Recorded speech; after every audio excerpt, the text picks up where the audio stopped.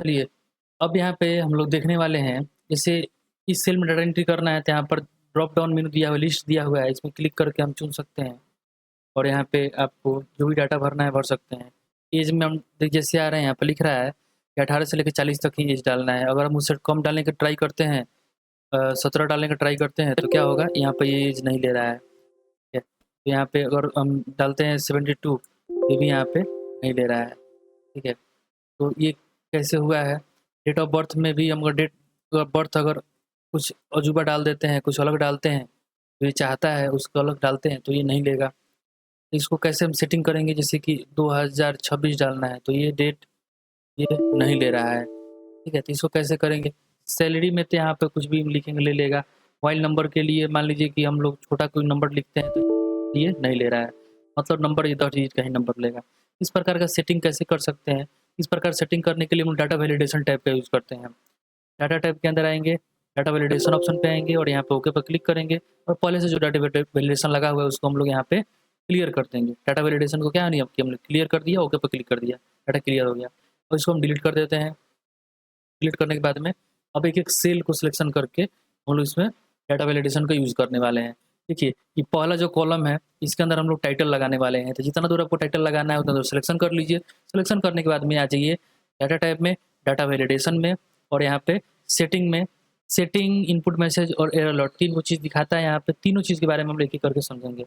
यहाँ पे हम सेटिंग में आ गए, यहाँ पे हमको लिस्ट लगाना है तो इसके लिए एनी वैल्यू पर यहाँ पर क्लिक करेंगे ड्रॉप डाउन पे और यहाँ पे आ जाएँगे लिस्ट पे। क्लिक करेंगे और यहाँ पूछ रहा है सोर्स, मतलब आपको जो मिस्टर मिसेज लिखने वाले हैं, मतलब कि वो सोर्स कहाँ पे है? तो हम देखिए हम यहाँ पर लिख के रखे हुए हैं, इसको सिलेक्शन कर लेंगे सोर्स को, ओके पे क्लिक कर देंगे।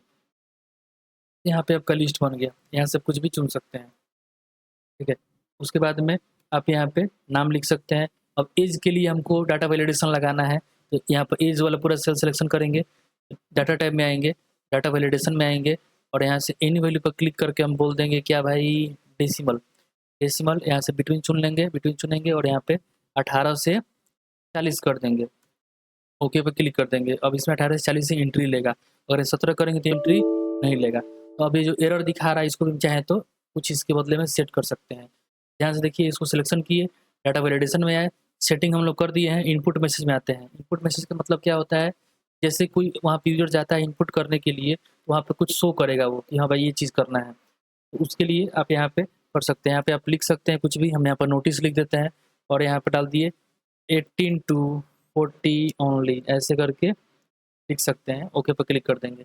अब जैसे ही कोई यहाँ पे आएगा तो 18 से 40 ओनली यहाँ पे लिखा हुआ आ जाएगा। क्या करेगा, 18 से 14 तक ही यहाँ पर एज को दर्ज करेगा।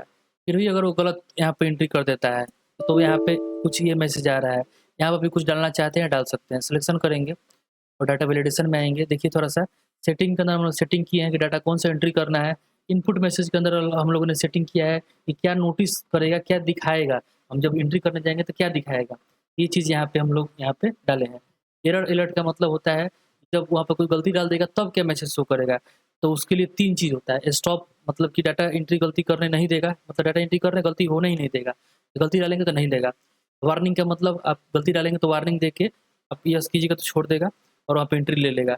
इन्फॉर्मेशन का मतलब भी वही चीज़ होता है, इन्फॉर्मेशन देके छोड़ देगा। तो यहाँ पे जो चीज़ आपको यूज़ करना है कर लीजिए। पहले से वो स्टॉप पे ही था इसलिए वो नहीं लिखने दे रहा था।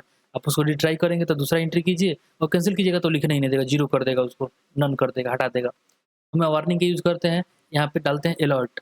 अलर्ट लिखे और यहाँ पर लिख दिए कि एज 18 से 40 तक लिखें। तो यहाँ पे आप लिख सकते हैं इस तरह से, ओके पे क्लिक करेंगे और देखिए जैसे यहाँ पे गलती लिखेंगे, जैसे हम कुछ लिख के गलती लिखेंगे तो यहाँ पे लिख रहा है कि 18 से 40 तक लिखें। वार्निंग को चुने थे इसलिए यहाँ पर यस पे क्लिक करेंगे तो ये 10 साल भी ले लेगा। ठीक है, डेट ऑफ बर्थ के लिए भी वही सही लगा सकते हैं। डाटा वैलिडेशन पे आएँगे और यहाँ पे सेटिंग में आके आप यहाँ पे चुन सकते हैं डेट ऑफ बर्थ के लिए डेट। डेट में कहाँ से कहाँ तक चाहिए, यहाँ पर चुन सकते हैं कि 1995 से लेकर 1/1/2006 तक एंट्री करना है। तब जो भी डेट डालिएगा उसके से एंट्री आपका ये लेगा। अगला हो गया सैलरी, सैलरी में कोई रिस्ट्रिक्शन नहीं है।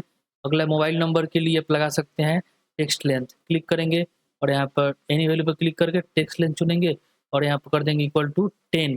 यानी कि 10 कैरेक्टर ही लेगा, ना कम ना ज़्यादा, 10 कैरेक्टर ये लेगा। ओके पे क्लिक कर देंगे और यहाँ पे 10 कैरेक्टर लिखेंगे तभी एंट्री आपका लेगा। जैसे यहाँ पर तो यदि कोई नंबर लिखते हैं तो यहाँ पर ले लिया, लेकिन वही यहाँ पर कम लिखेंगे अगर नहीं लेगा, ऐसे एरर आएगा। आप इस एरर की जगह भी आप जो भी सेटिंग करना चाहते हैं कर सकते हैं। ठीक है, अगली क्लास में फिर अगला हम लोग टॉपिक कवर करेंगे।